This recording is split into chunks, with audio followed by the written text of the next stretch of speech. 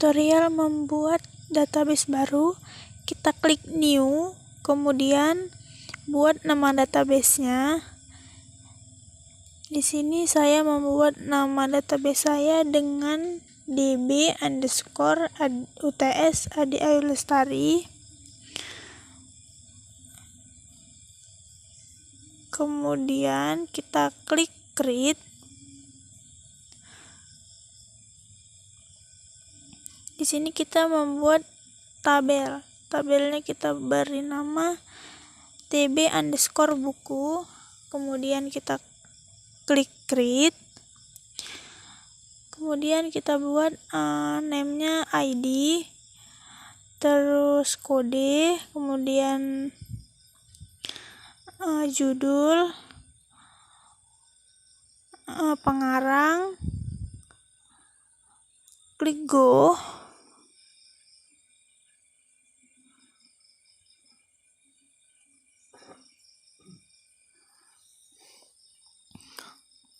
Kemudian kita tentukan ID tipenya INT dengan panjang 11, kemudian kode tipenya varchar, judul tipenya varchar, pengarang varchar, stok buku varchar. Kode memiliki panjang 40, kemudian judul 35, kemudian pengarang 30, stok buku 25, kemudian ID-nya kita buat auto instrument atau primary key. Kemudian kita ke bawah, scroll ke bawah, klik save. Nah, di sini sudah muncul kan. Kemudian kita membuat tabel lagi dengan nama tabel dtb_anggota. Name-nya ada ID, kemudian ada kode anggota, kemudian ada nama, tipenya INT, kode anggota varchar, nama varchar, kemudian panjang INT 11, varchar ada panjangnya 40, kemudian nama dengan kode varchar 35. Kemudian kita scroll ke bawah, kita save.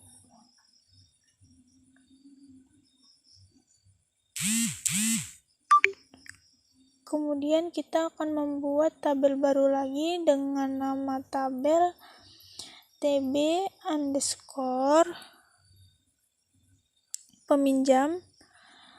Di sini ada ID, kemudian ada kode anggota, kode pinjam,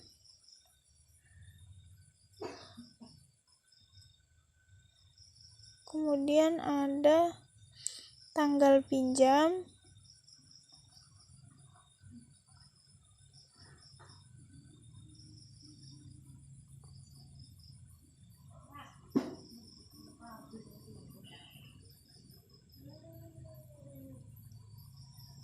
kemudian ada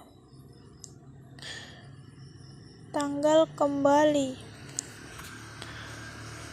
Kita tambah lagi kolomnya dengan kode buku, terus ada kode anggota. Untuk ID tipenya INT, dan untuk INT ada 11, untuk kode pinjam ada 40 panjangnya, kemudian tipenya ada varchar. Untuk tanggal tipenya date, panjangnya kita buat 11. Untuk tanggal kembali tipenya date, panjangnya kita buat 11, Kemudian kode buku dengan tipe data varchar, panjangnya ada 25. Kemudian kode anggota, tipe datanya varchar dengan panjang 30. Untuk ID kita membuat menjadi primary key atau auto increment. Kemudian kita scroll ke bawah, kita klik save. Kita akan membuat tabel baru lagi dengan nama tabel. Kita akan membuat tabel lagi dengan ada namanya ID, tanggal kembali, dan kode pinjam.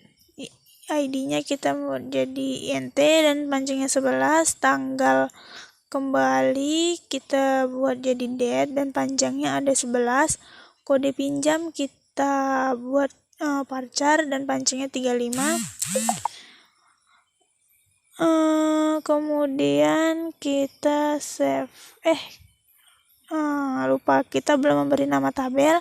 Tabel tersebut kita beri nama tb underscore pengembalian.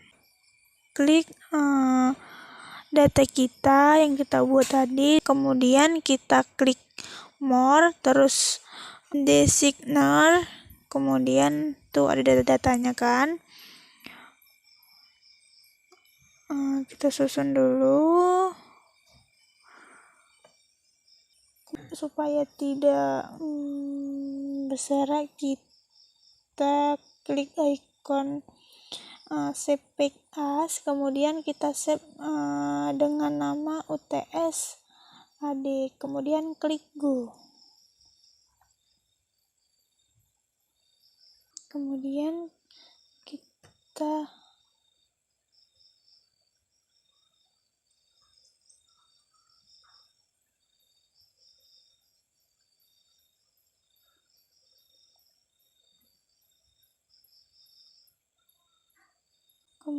kita klik icon di samping dengan nama create relationship, kemudian kita hubungkan.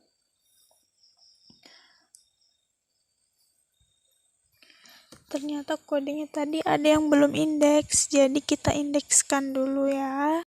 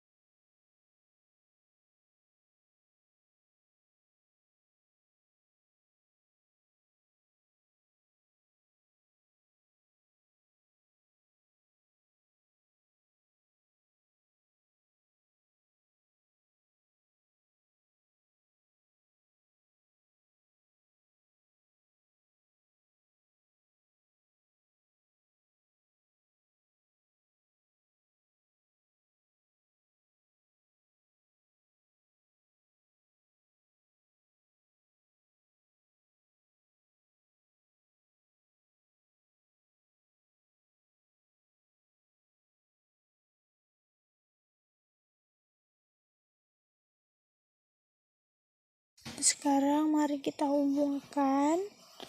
Kita klik create relationship, kemudian kita hubungkan.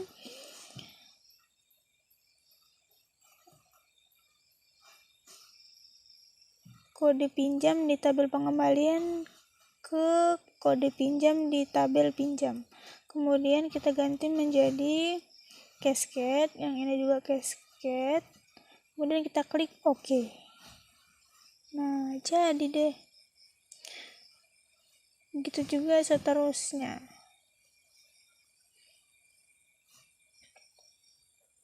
Di tabel anggota kita hubungkan ke kode anggota di tabel peminjam, kemudian kita ganti cascade, kemudian klik OK, dan begitulah seterusnya.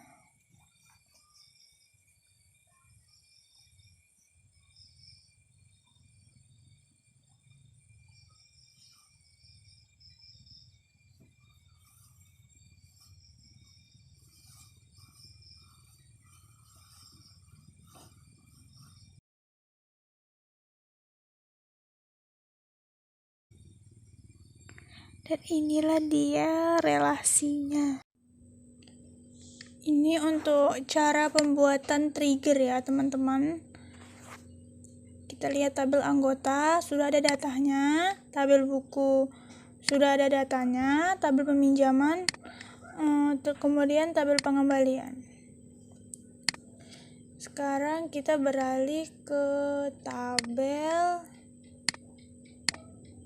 Di sini tabel buku stoknya ada 34 ya. Kemudian kita ke tabel peminjaman. Klik insert. Kemudian kita isi ID-nya 1, kemudian kode pinjamnya kita sesuaikan dulu ya teman-teman.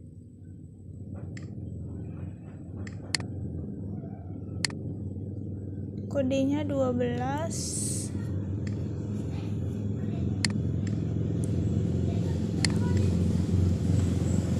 ID-nya bebas, kemudian kode pinjamnya di sini ada 12. Sebenarnya sih bebas, tanggalnya kita buat bebas, tanggal kembalinya juga kita buat bebas. Kemudian kode bukunya ini pun juga bebas. Kode anggota. Anggotanya bebas ya teman-teman.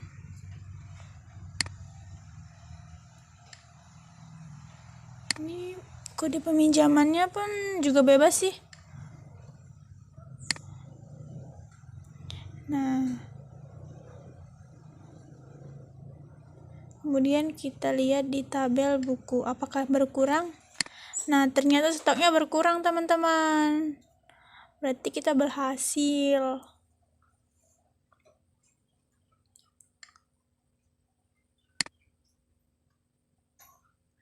Sekarang stoknya yang awalnya 34 sekarang menjadi 33. Kemudian kita ke tabel pengembalian. Kemudian kita isi ID-nya 232. Tanggal kembalinya kita buat bebas. Kode pinjam 123. Sekarang kita lihat ke tabel buku. Nah, stoknya bertambah kan ketika ada pengembalian, berarti berhasil teman-teman.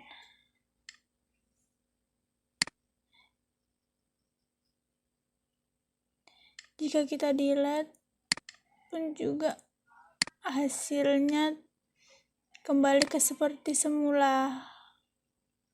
Nah, begitu tutorial cara membuat triggernya ya teman-teman. Terima kasih.